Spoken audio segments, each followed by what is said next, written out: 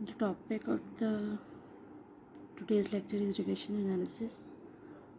First, we take the introduction. Simple regression include the introduction of classical linear regression model, और उसके ऊपर हम OLS method apply करते हैं टू एस्टिमेट द कोफिशिएंट, और फिर हम उसके गुडनेस ऑफ फिट को चेक करते हैं और हाइपोथेसिस टेस्टिंग करते हैं, and then we read about the application and examples related to the simple regression. Basically the learning objective क्या थे कि आपको equation simple linear regression line run करनी है यूजिंग द सैम्पल डाटा, और जो एस्टिमेट्स के अंदर स्लोप और इंटरसेप्ट कोफिशिएंट्स होंगे उनको इंटरप्रेट करना है, और OLS मेथड को डिस्कस करना है कि व्हाट इज़ शोइंग, और इंटरप्रिटेशन सीखनी है. तो firstly we discuss about the regression analysis. Actually क्या है कि एक फंक्शनल फॉर्म है जिसके अंदर आप डिपेंडेंट वेरिएबल और इंडिपेंडेंट वेरिएबल के दरमियान डिपेंडेंस चेक करते हैं, और आप अपने डिपेंडेंट वेरिएबल को प्रेडिक्ट करते हैं by using another variable that is called your independent variable.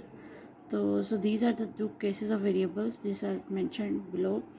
Dependent variable को हम y से डिनोट करेंगे, इंडिपेंडेंट वेरिएबल को हम x से डिनोट करेंगे. These are the regression models. Actually दो टाइप्स के मॉडल्स होते हैं.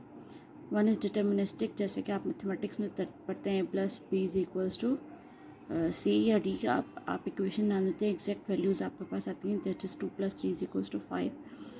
But in real phenomena we statisticians are said to be a model that includes some type of errors, that is maybe a sampling error, और इस तरह के models को हम प्रोबेबिलिस्टिक मॉडल कहते हैं, और अगर हम उसको रिग्रेशन में यूज़ करेंगे तो वो रिग्रेशन प्रोबेबिलिस्टिक मॉडल कहलाएगा.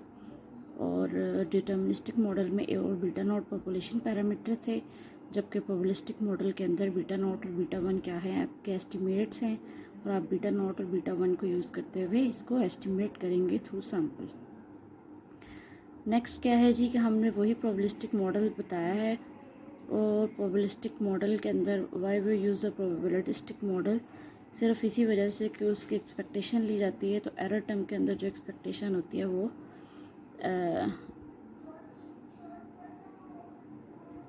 एज अ म्यू इंट्रोड्यूस कराई जाती है मॉडल के अंदर.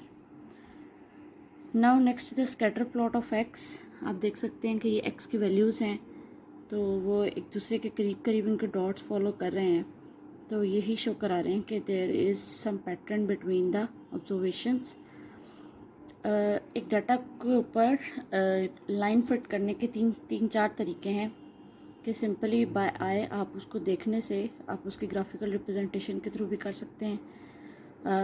Connecting the first and the last observation, आप उसकी मिनिमम वैल्यू और मैक्सिमम वैल्यू को देखते हुए भी कर सकते हैं, और टेकिंग द एवरेजेस उसके भी कर सकते हैं, और apply the least square method. ये 3-4 हमारे पास मेथड है.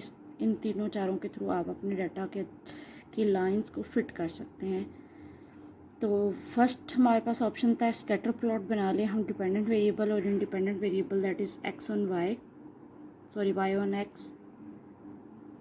तो इन दोनों ऑब्जर्वेशंस को x हमारा इंडिपेंडेंट वेरिएबल था, y हमारा डिपेंडेंट वेरिएबल था, उन दोनों ऑब्जर्वेशंस का हमने प्लॉट बनाया, और ये लाइन शो करा रही है कि वहाँ पे ऑन द एवरेज ये पॉइंट्स यहाँ पे मीट कर रहे हैं. तो दैट इज़ द बेस्ट.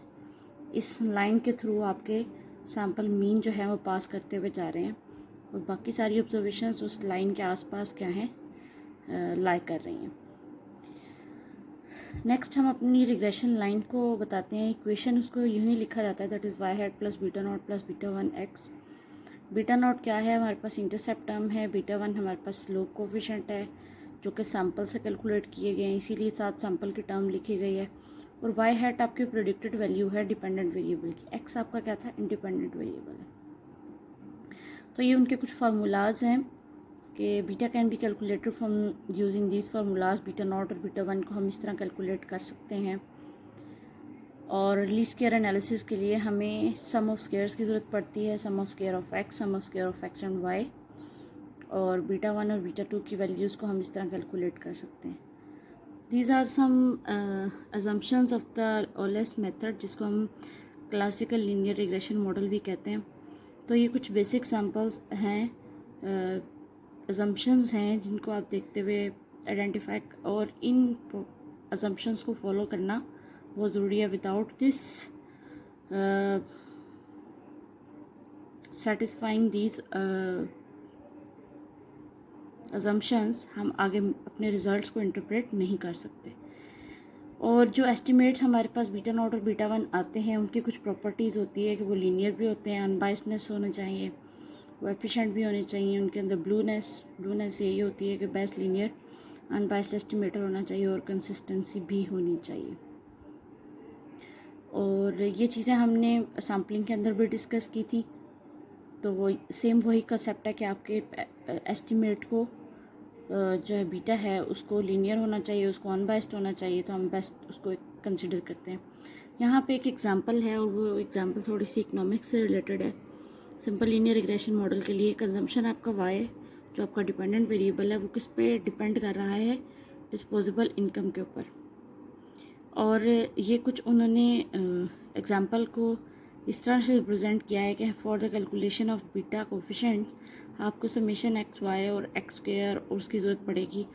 तो वो उन्होंने कैलकुलेट करके डायरेक्टली एक्सेल के अंदर उनको मेंशन किया है और उनकी नोटेशंस उनको नॉमिनेट किया है उस टेबल को. और एक्सेल में ये एक लेआउट भी बताया गया है कि व्हेन वी कैन अप्लाई या calculate the linear regression model by using या बाय फॉलोइंग दीज स्टेप्स. तो इन स्टेप्स को फॉलो करते हुए आप रिग्रेशन को रन कर सकते हैं और अपनी आउटपुट ले सकते हैं. तो आउटपुट कुछ इस तरह की आएगी और इस तरह की आउटपुट के अंदर आपको रिग्रेशन के सम ऑफ स्क्वायर, रेजिडुअल्स के sum of square, mean square error, और पहले ऊपर मल्टीपल आर स्क्वायर है, एडजस्टेड आर स्क्वायर है, ऑब्जर्वेशंस 20 थी. और नीचे the most important thing is the जो नीचे वाली दो लाइन्स हैं इंटरसेप्ट और एक्स. इंटरसेप्ट वही आपका बीटा नॉट है, उसके कोफिशिएंट की वैल्यू क्या है 15.11. तो आपके रिग्रेशन लाइन के अंदर कोफिशिएंट की वैल्यू पॉजिटिव है, ये नेगेटिव भी हो सकती है.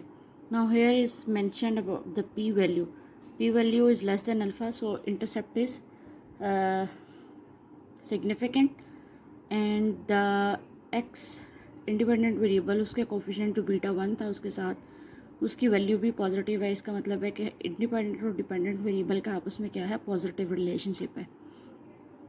और उस पॉजिटिव रिलेशनशिप को हम सिग्निफिकेंटली बता सकते हैं क्योंकि पी वैल्यू भी आपकी 0.000 समथिंग 5.8 की e⁻12 में. इसका मतलब है कि it is a very small value, so it is also a significant value.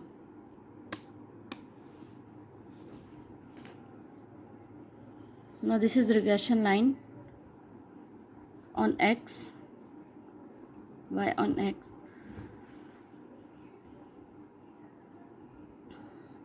Coefficient of determination, it has the proportion of variability कि कितना परसेंट एक हमारा इंडिपेंडेंट वेरिएबल एक्सप्लेन कर रहा है वेरिएशन अपने मॉडल के अंदर डिपेंडेंट वेरिएबल की. और उसको हम कैपिटल आर स्क्वायर उसके से डिनोट करते हैं और उसकी वैल्यू हमेशा 0 से 1 के दरमियान रहती है. और उसका एक जनरल फार्मूला यहाँ पर लिखा गया कि R square is equals to estimated sum of square divided by total sum of square. So I will stop here.